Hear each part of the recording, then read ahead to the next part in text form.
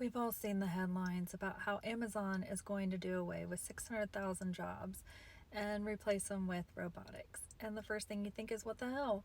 The second thing you should be thinking about is tariffs, unfortunately. Because on September the 2nd, the Department of Commerce had initiated a report to decide if robotics are a national security threat to the American economy. And they have 270 days to give that investigative report to the president. That will be May 30th.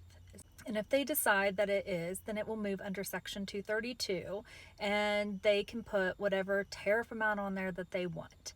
Now, the difference between Section 232 and the other tariffs are now going to go to the Supreme Court, right? And they're going to determine if it's within his power and all this other stuff and whatever. Section 232 can't be touched because it's considered a national security threat, and there's nothing you can do about it.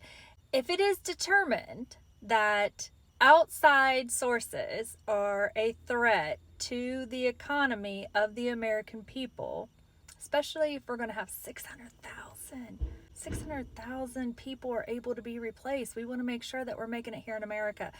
We're still screwed.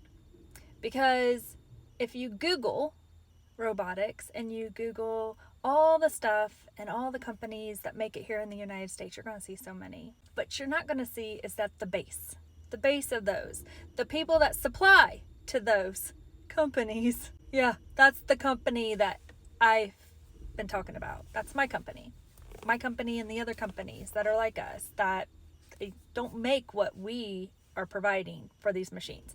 And it's not just robotics. Robotics will fall. It will be under this headline, and then the subheadings will be all these other HTS codes, that will be cables, that will be sensors, that will be all these other little things that are associated with robotics. The thing is they're associated with so much more, like regular production lines, like, for the food industry, or the clothing industry, or the automotive industry, or the rail, or anything else you can think of, because it's all the same. It's just a different type. Yeah. So, if they put it under that, and nobody can touch it, and they can put whatever they want on there, we're all still screwed. That's my point. My point is we're all still screwed. As long as it's under Section 232, we're screwed. They're going to get their money one way or the other. And it's still going to trickle down, and nothing's going to get cheaper. Such bullshit.